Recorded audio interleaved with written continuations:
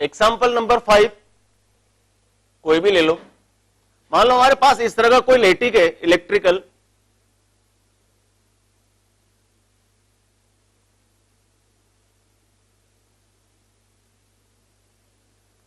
इस तरह कोई इलेक्ट्रिकल लेटिक है क्यूब टाइप। ये जो क्यूब की सारी जो साइड्स है वो रेसिस्टेंस की है। ये कोई ए पॉइंट और बी पॉइंट के बीच में हमें केसीएल अप्लाई करना है, ठीक है। ये जो सारे रेसिस्टेंस है वो इक्वल है, सब रेसिस्टेंस इक्वल है,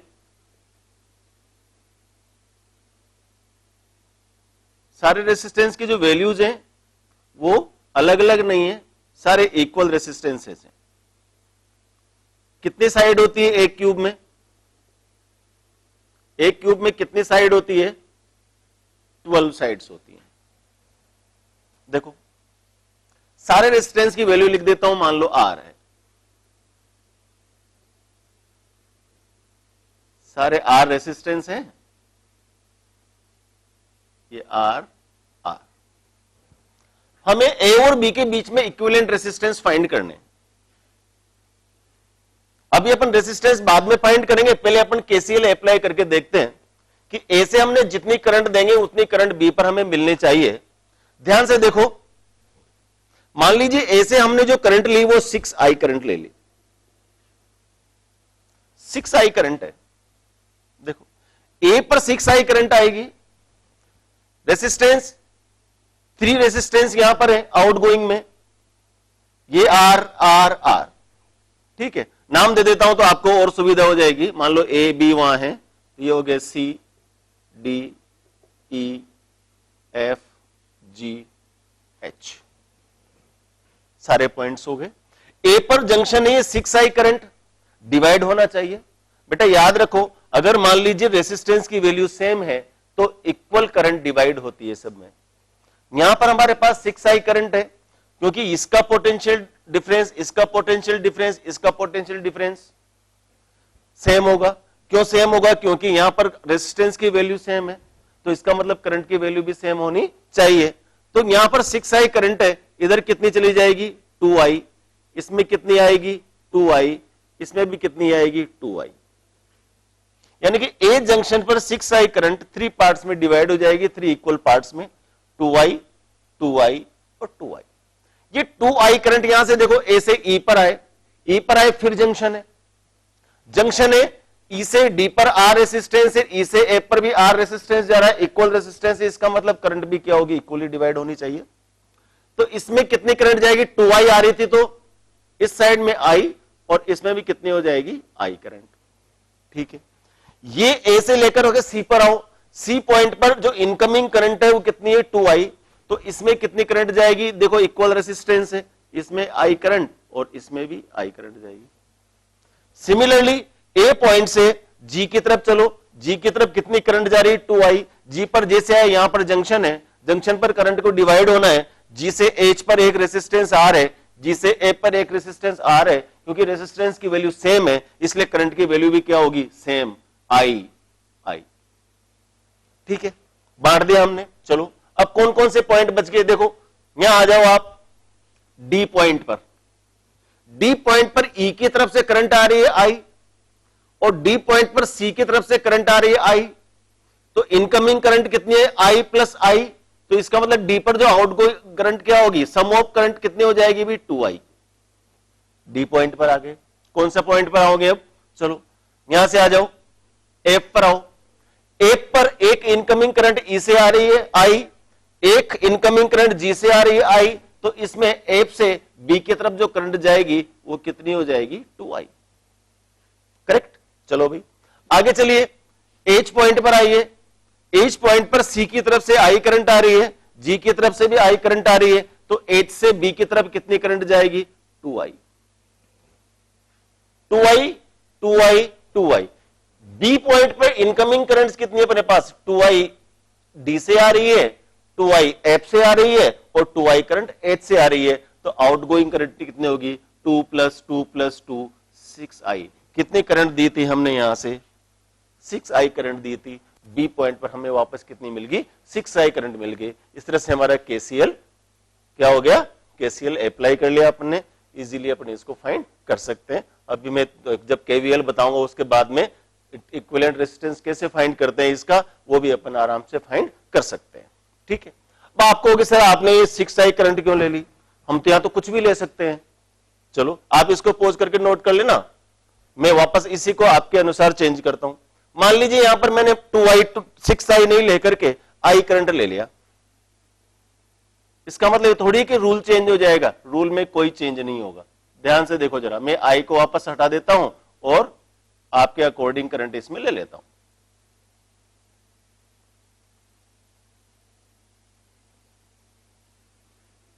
देखो मान लीजिए मैंने 6i नहीं, यहां से i करंट लिया। चलो ये i करंट ले लेते हैं अपन।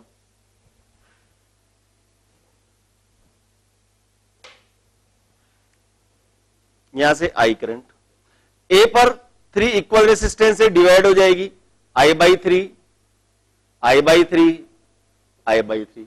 ये I/3 करंट E पर आएगी, इसमें कितनी हो जाएगी, I/6, I/6।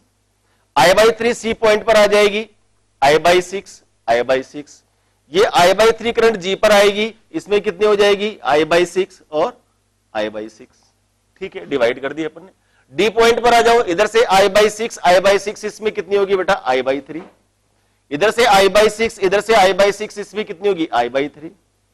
इधर से I/6, इधर से I/6 इसमें कितनी होगी, I/3। अब बी पॉइंट पर देखो, इधर से I/3 करंट है, यहां से भी I/3 करंट है, यहां से I/3 करंट है, I/3 plus I/3 plus I/3, 3I/3, 3 से 3 कैंसिल, करंट कितनी होगी, I।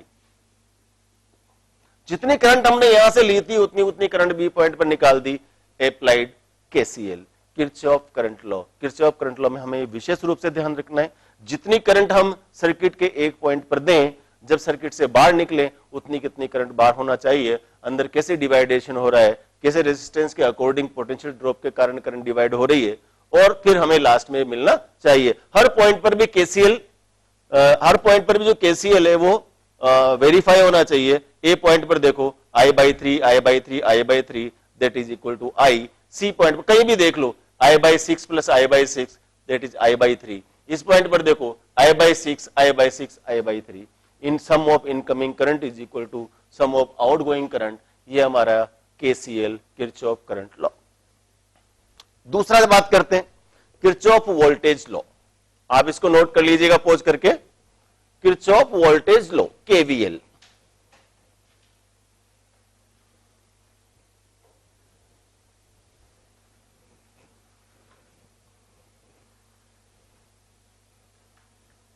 Kirchhoff voltage law, KVL.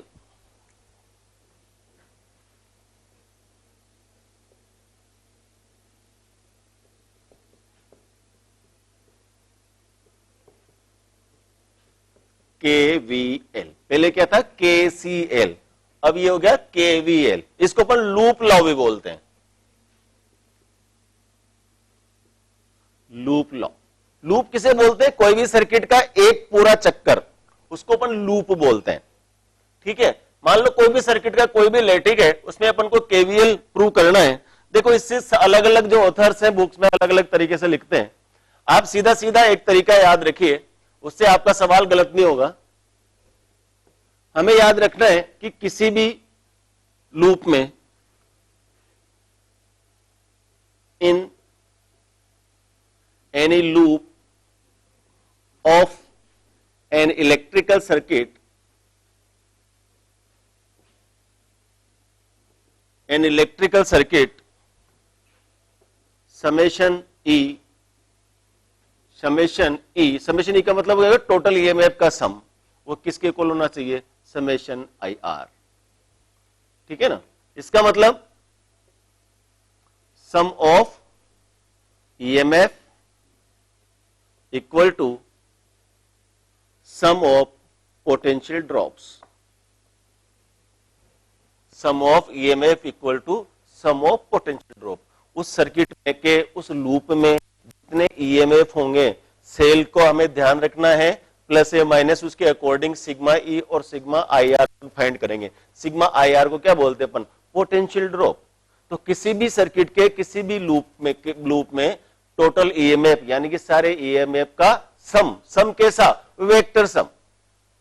ऐसा नहीं है 1 + 1 माइनस है तो वैसा नहीं कि दोनों को प्लस कर दें या दोनों को माइनस, नहीं।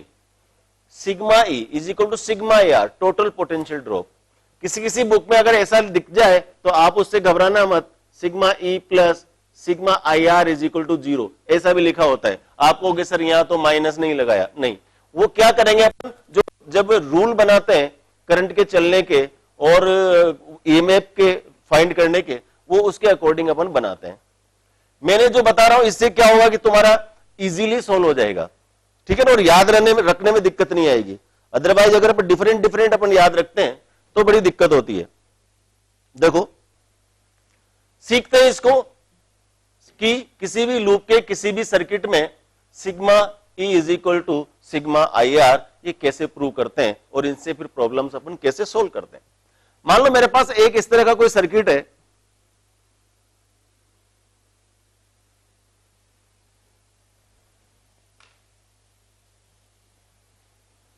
जिसमें कितने भी सेल लगे हुए हैं, कितने भी रेसिस्टेंस लगे हुए हैं, हमें बिल्कुल भी नहीं घबराना है।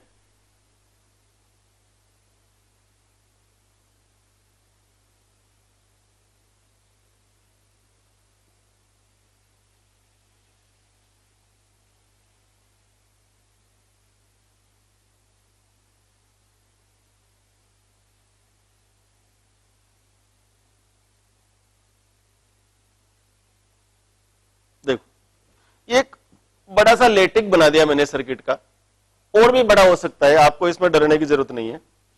नाम दे देता हूं कोई भी, A B C D E F, ठीक है भाई। इतने सारे सेल है, इनके सबके ईएमएफ भी अलग है, इन सबके रेसिस्टेंस भी अलग है, हो सकता है साथ में इंटरनल रेसिस्टेंस भी दे दिए, कुछ भी दे दो, हमें कोई घबराने की जरूरत नहीं है। नाम दे देते हैं कुछ भी इसका, मान लो इसका E1 है, ये E2 है, ये R1 है, ये R2 है, ये मान लो हमारा E3 है, E4, E5, E6, सारे सेल हो गए, E1, E2, E3, E4, E5, E6 नाम दे दिए इनके। रेसिस्टेंस देख लो, R1, R2, ये मान लो R3, ये R4, ये R5, ये R6, ये R7। मैंने इसमें कोई पॉसिबिलिटी नहीं छोड़ी है। आपको ये नहीं लगे कि सर एक सेल के साथ एक रेजिस्टेंस है, जरूरी नहीं है। इस सेल वाली लाइन में 2 रेजिस्टेंस भी हो सकते हैं। ये भी हो सकता था यहां पर केवल 2 सेल लगे हों, ये भी हो सकता था यहां पर 2 सेल और 2 रेजिस्टेंस लगे हो, कुछ भी लगे हों। क्वेश्चन क्या है, आपको याद क्या रखना है, इनके डायरेक्शंस। डायरेक्शन कैसे याद रखने समझो,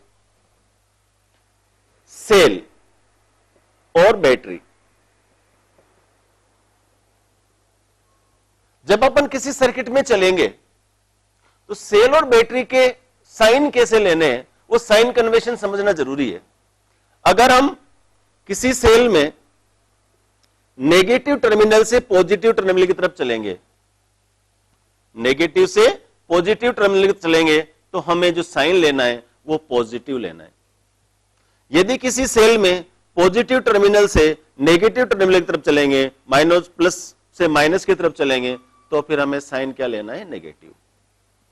सेल और बैटरी के केस में जब अपन सर्किट में जा रहे हैं, जैसे मान लो अपन इधर जा रहे हैं तो E1 क्या आएगा, -E1। अगर मान लो ए से ए की तरफ आ रहे हैं तो E1 का साइन क्या आएगा, +E1। या यूं बोलो कि जब छोटे से बड़े हो रहे हो तो प्लस लेंगे, जब बड़े से छोटे हो रहे हो तो माइनस लेंगे। जब भी रास्ते में कोई सेल पड़ेगा, ये हमारा सेल या बैटरी का साइन कन्वेंशन है।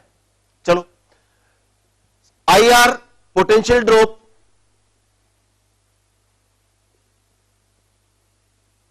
पोटेंशियल ड्रॉप कैसे लेना है बेटा, पोटेंशियल ड्रॉप बोलते हैं अपन I क्रॉस R को। I cross R in direction of current, अगर करंट के डायरेक्शन में है, I क्रॉस R यदि करंट के डायरेक्शन में है, करंट के डायरेक्शन में है तो क्या लेंगे अपन, प्लस। और I क्रॉस R अगर करंट के डायरेक्शन के अपोजिट है, यानी कि हम जा इधर रहे हैं और करंट इधर आ रही है, तो यहां पर नेगेटिव लेना। समझ आ गई बात? तो total potential drop is equal to total EMF present in the cell. ये दो रूल याद रख करके हमें अप्लाई करने हैं तो हमारे सर्किट आराम से सोल्व हो जाएंगे। ठीक है, जनरली इसको अलग अलग ऑथर्स क्या करते हैं, आईआर के चलने के डायरेक्शन को नेगेटिव ले लेते हैं और आईआर के चलने के अपोजिट डायरेक्शन में करंट है तो उसको पॉजिटिव ले लेते हैं। तो फिर उनका जो फॉर्मूला है वो sigma E plus sigma I R is equal to 0 हो जाता है। लेकिन मैंने आपको क्योंकि नियम इस तरह से बताया है तो ये वाला रूल आपको अप्लाई करना पड़ेगा और ये याद रखना बहुत इजी है क्योंकि जब दोनों को एक तरफ लेकर के सोल्व करते हैं तो कहीं न कहीं पॉजिटिव नेगेटिव की गड़बड़ हो जाती है और सारे हमारी जो मेहनत है सोल्व करने की वो हट जाती है। ठीक है भाई, चलो लेके देखते हैं, ये रूल अप्लाई करते हैं। इसमें लूप देखो बेटा कितने लूप बन रहे हैं, ए बी ई एफ ए, पहला loop A B E F A, दूसरा loop B C D E A, B से गए बी से वापस आ गए, तीसरा loop A B C D E F A, 3 loop इसमें बन रहे हैं। अब प्रश्न ये आता है कि सर इसमें डायरेक्शन कैसे ले, सब सेल है, कोई प्लस माइनस है कोई माइनस प्लस है। मान लो इसकी वोल्टेज 20 वोल्ट है, इसकी वोल्ट 5 वोल्ट है, इसकी 1 वोल्ट है, बड़ा वाला सेल लेना चाहिए जिसका ईएमएफ ज्यादा हो या छोटा वाला सेल लेना चाहिए जिसका ईएमएफ कम हो, या हमें ए से ए वाली लाइन से शुरू करना चाहिए या हमें इस लाइन से शुरू करना चाहिए या इस लाइन, नहीं, कोई नियम नहीं है, आपको अपना नियम बनाना है।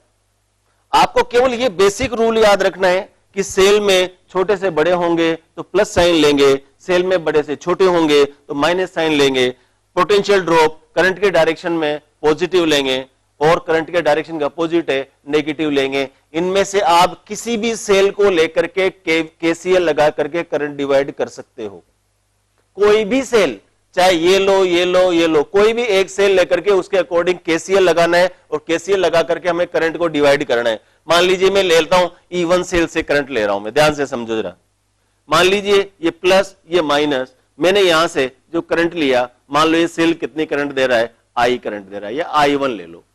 ठीक है, I1 करंट ए पॉइंट पर आएगी बेटा, ए पर कोई जंक्शन नहीं है, जो करंट यहां ए पर है ए से बी की तरफ भी यानी कि R3 में भी जो करंट चलेगी वो कितनी चलेगी, I1 करंट चलेगी। ये I1 करंट बी पॉइंट पर आएगी, अब बी पर जंक्शन है, अब बी पर जंक्शन है और जंक्शन है तो केसीएल क्या कहता है कि किसी भी जंक्शन पर incoming current is equal to sum of outgoing current.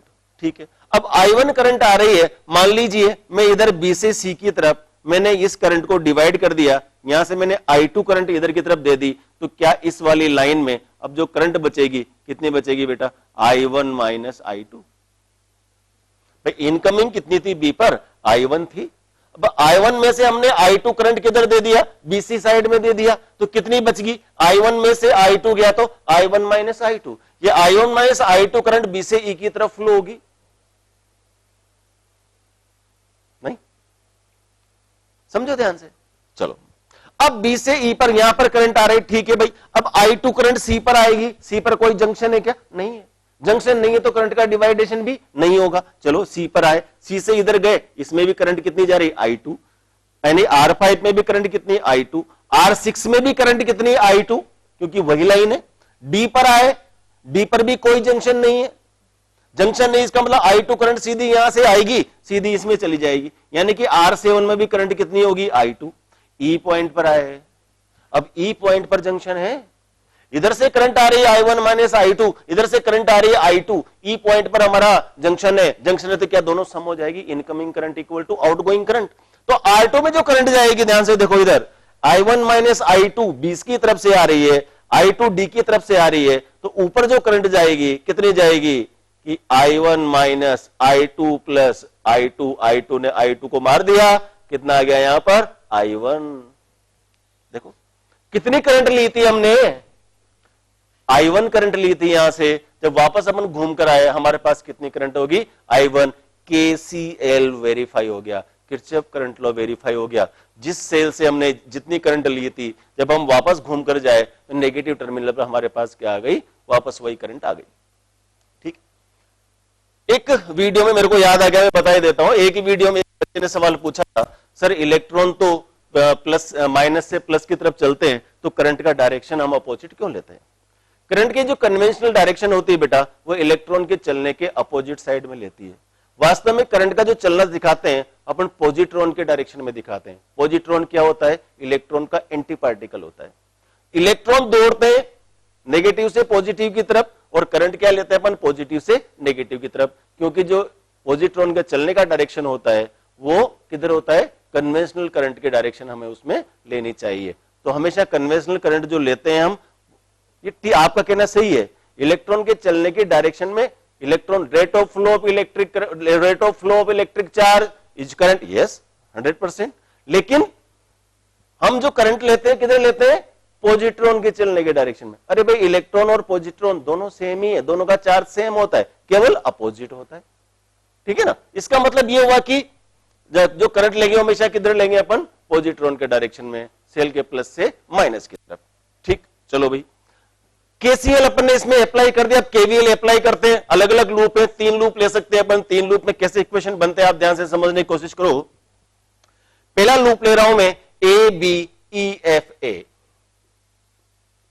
Loop A B E F A. Loop close होना चाहिए, जहां से जाए हमें वापस घूम करके वहीं आना चाहिए। ए बी ई एफ ए, पहला लूप ले रहा हूं ए बी ई एफ ए। ए से जाओ बी पर, ए से बी पर जाओ। पहले अपन क्या देखते हैं? अपन टोटल पोटेंशियल ड्रॉप देखते हैं भाई। पोटेंशियल ड्रॉप का मतलब क्या होता है? पोटेंशियल ड्रॉप का मतलब क्या होता है? आई इंटू आर देखते हैं। ए से बी पर जाओ, यहां देखो ए से बी पर गए, ए से बी पर गए, करंट कितनी है भाई? I1। रेसिस्टेंस कितना है? R3। किधर जा रहे हैं? करंट के डायरेक्शन में जा रहे हैं, करंट भी नीचे जा रही है, हम भी ए से बी की तरफ जा रहे हैं। इसका मतलब साइन क्या आएगा इसका? पॉजिटिव। ठीक, कहां गए? बी पर। बी से कहां जाएंगे? ई पर। बी से ई पर जाओ, बी से ई पर जाएंगे। बी से ई पर करंट कितनी है? I1 minus I2। जब बी से ई की तरफ जा रहे हैं करंट कितनी है? I1 minus I2। रेसिस्टेंस कितना है? R4। ठीक है, करंट के डायरेक्शन में जा रहे हैं, करंट के डायरेक्शन में जा रहे हैं, इसका मतलब क्या हुआ? साइन क्या आएगा? प्लस। कहां आ गए भाई? ई पर आ गए, ये ई पर आ गया। अब ई से कहां जाना है? एफ पर। ई से एफ पर जाओ, ई से एफ पर जा रहे हैं। रेसिस्टेंस कितना है? R2। करंट कितनी है? I1 R2। करंट के डायरेक्शन में जा रहे हैं, इसलिए साइन क्या आएगा? प्लस। ठीक है, कहां गए? एफ पर। एफ से कहां जाएंगे? ए पर। एफ से ए पर जाओ, करंट के डायरेक्शन में जा रहे हैं, इसका मतलब प्लस साइन आएगा। करंट कितनी है? I1। रेजिस्टेंस कितना है? R1। तो यहां लिख दूंगा मैं I1 R। दोबारा समझो, देखो इस पूरे लूप में हम करंट के डायरेक्शन में जा रहे हैं, इसलिए पोटेंशियल ड्रॉप के जो साइन आएंगे वो सारे पॉजिटिव आएंगे। I1 R3, I1 minus I2 R4, I1 R2, I1 R1। ये टोटल पोटेंशियल ड्रॉप हो गया। ये टोटल पोटेंशियल ड्रॉप किसके इक्वल होना चाहिए? टोटल ईएमएफ के। करेक्ट है भाई। चलो ए से बी पर जाओ, कोई सेल नहीं है, ए से बी पर कोई सेल नहीं है। बी से लेकर के जब ई पर जा रहे हैं तो एक सेल आ रहा है E3, लेकिन E3 बड़े से छोटा हो रहा है। जब आप बड़े से छोटे होते हो तो साइन क्या आता है? नेगेटिव। तो हमें क्या लिखेंगे? Minus E3। चलो भाई, कहां आ गए? ई पर। ई से ए पर जाओ, ई से ए पर जाएंगे, E2 सेल बीच में पड़ रहा है, E2 सेल बड़े से छोटा हो रहा है, पॉजिटिव से नेगेटिव की तरफ है, इसका मतलब साइन क्या आएगा? Minus E2। करेक्ट। एफ पर आ गए, एफ से कहां जाएंगे अपन? ए पर। कौन सा सेल आ रहा है बीच में? E1। लेकिन अब आप छोटे से बड़े हो रहे हो, नेगेटिव टर्मिनल से पॉजिटिव टर्मिनल की तरफ जा रहे हो, इसका मतलब क्या आएगा? Sign plus E1। ये एक लूप कंप्लीट हुआ, ए बी ई एफ ए। डरने की कोई जरूरत नहीं है, समझ आएगी बात। दूसरा लूप ले रहा हूं मैं loop B C D E A. B से सी पर जाऊंगा, सी से डी पर जाऊंगा, डी से ई पर, और ई से ए पर ई से वापस बी पर। ये एक पूरा लूप हो गया। देखो B C D E B, B C D E B. पहले टोटल पोटेंशियल ड्रॉप देखते हैं कि पोटेंशियल ड्रॉप कितना है। बी से सी पर जाओ, बी से सी पर जा रहे हैं, कोई रेसिस्टेंस नहीं है, कोई रेसिस्टेंस नहीं है, तो वहां पर कोई पोटेंशियल ड्रॉप नहीं होगा। सी से डी पर जाओ, सी से डी पर जा रहे हैं, दो रेसिस्टेंस हमारे पास हैं, एक रेसिस्टेंस R5 है, दूसरा रेसिस्टेंस R6 है, और इस साइड में जो करंट है R5 में भी करंट कितनी है I2, R6 में भी करंट कितनी है I2। तो देखिए जरा पोटेंशियल ड्रॉप, अब करंट के डायरेक्शन में जा रहे हैं, करंट के डायरेक्शन में जा रहे हैं, इसका मतलब क्या हुआ, साइन क्या आएगा, पॉजिटिव। तो मैं क्या लिख सकता हूं बेटा, बी से सी पर गया तो, बी से सी पर गया तो कुछ भी नहीं है, सी से डी पर जा रहा हूं, I2R5, I2R5। चलो आगे आगे आ जाओ, प्लस डायरेक्शन ऑफ करंट है, निश्चित रूप से प्लस आएगा, करंट कितनी I2, रेजिस्टेंस कितना है R6, I2R6, डी पर आ गए, डी पर आ गए। अब डी से कहां जाओगे आप, ई पर, डी से ई पर जाएंगे, रेजिस्टेंस कितना है R7, लेकिन करंट कितनी है I2, क्योंकि यहां से I2 करंट आ रही थी, जंक्शन नहीं था, डिवाइड नहीं हुई, डिवाइड नहीं हुई तो जो करंट यहां से यहां तक थी वही करंट ऊपर भी जाएगी भाई। तो I2R7, I2R7 प्लस या माइनस, प्लस, क्योंकि हम डायरेक्शन ऑफ करंट में जा रहे हैं। कहां पर आ गए, ई पर, ई पर पहुंच गए, ई से कहां जाएंगे, बी पर।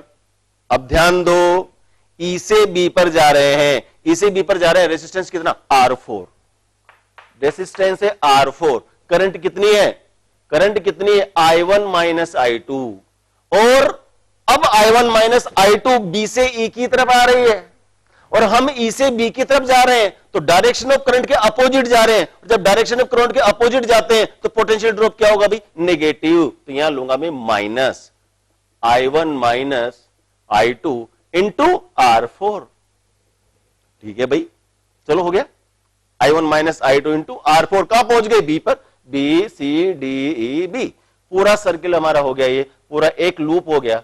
चलो ये तो हो गया total potential drop in the loop, total EMF, EMF check करते हैं। बी से सी पर जाओ, बी से सी पर जाते हैं, सेल कौन सा है, E4, और E4 सेल माइनस से प्लस की ओर आ रहा है, माइनस से प्लस की ओर आ रहा है, यानी कि छोटे से बड़े हो रहे हैं, और छोटे से बड़े हो रहे हैं तो मैंने क्या सिखाया था, प्लस साइन लेंगे। तो क्या लूंगा मैं यहां पर, प्लस साइन, प्लस साइन आगे लिखने की जरूरत नहीं है, सीधा लिख रहा हूं मैं E4, करेक्ट भाई। चलो आ जाओ, सी से डी पर, सी से डी पर आ रहे हैं, केवल एक सेल आ रहा है बीच में, उसका नाम है E6, E6 से E पॉजिटिव से नेगेटिव तरफ जा रहा है, बड़े से छोटे हो रहे हो, जब बड़े से छोटे होते हो तो सेल का साइन क्या होना चाहिए, नेगेटिव, तो हम क्या लिखेंगे यहां पर, माइनस E6, करेक्ट। डी से ई पर जाते हैं, देखो ध्यान से, डी से ई पर जा रहे हैं, सेल है E5, ईएमएफ है E5, बड़े से छोटे हो रहे हैं, साइन कैसा आएगा, नेगेटिव, तो मैं यहां लिख दूंगा माइनस E5। ई से बी पर जाइए, ई से बी पर जाइए, एक सेल बीच में आ रहा है E3, लेकिन अब छोटे से बड़े हो रहे हो, माइनस से प्लस में जा रहे हो, और जब माइनस से प्लस में जाते हैं तो हम क्या लेते हैं, प्लस साइन लेते हैं, प्लस साइन लेते हैं, तो यहां क्या आ जाएगा, प्लस E3।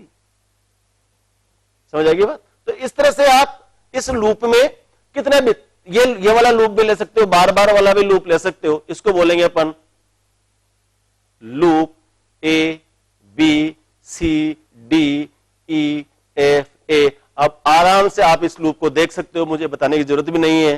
पहले अगर मैं पोटेंशियल ड्रॉप देखूं, देखो ध्यान से, ए से बी पर जाओ I1 R3, बी से सी पर जाओ कोई नहीं है, सी से डी पर जाओ I2 R5 plus I2 R6, D से ई पर जाओ plus I2 R7, I2 R7 ऊपर जाओ plus I1 R2 plus I1 R1। ये टोटल पोटेंशियल ड्रॉप हो गया हमारा ए से बी पर, I1 R3, I2 R5, I2 R6, I2 R7, I1 R2, उसके बाद I1 R1। ये टोटल पोटेंशियल ड्रॉप, क्योंकि टोटल पोटेंशियल ड्रॉप किसके इक्वल होता है बेटा, टोटल ईएमएफ के।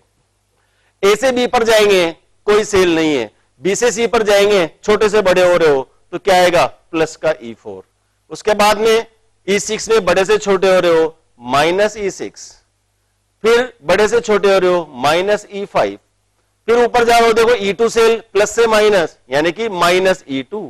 लेकिन जब F से A की तरफ जा रहे हो तो कितना आ गया, सेल E1, और बड़े छोटे से बड़ा हो रहा है, इसलिए क्या हो जाएगा, प्लस E1। आप इस तरह से एक KVL अप्लाई कर सकते हो। KCL में क्या होगा, sum of total incoming current equal to sum of total outgoing current. KCL लगाएंगे, मैंने 3-4 सर्किट बताया आपको, ये KVL है। KVL में किसी भी लूप में total potential drop total EMF के इक्वल होना चाहिए। आपको ये दोनों चीजें याद अगर है, डायरेक्शन कैसे लेनी है, तो आप कोई भी सवाल कैसे भी सर्किट कॉम्प्लिकेटेड सर्किट हो किरचॉफ लॉ अप्लाई करके सोल्व कर सकते हो। तो ये हमारा लेक्चर है, आप इसको पॉज करके नोट कर लीजिए। हम कुछ प्रॉब्लम लेंगे नेक्स्ट उसमें लेक्चर में कि किरचॉफ से हम प्रॉब्लम कैसे सॉल्व करते हैं।